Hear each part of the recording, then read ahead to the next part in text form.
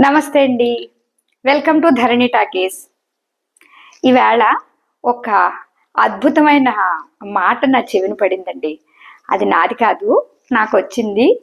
శ్రీకృష్ణుడు భగవద్గీతలో చెప్పింది వారి ఓన్ పదాలతోటి రాసి పంపించారనమాట. అదేమిటంటే, గోళ్ళు పెరిగిపోయాయని వేళ్ళు కోసుకోం కదా, పెరిగిన గోళ్ళనే కత్తిరిస్తాం.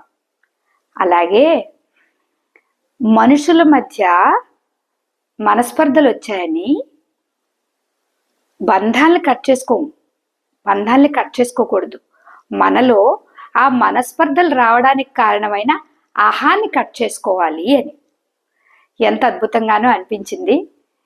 మనం దేన్ని వదులుకోవాలో ముందు తెలుసుకుంటమే జ్ఞానం అండి.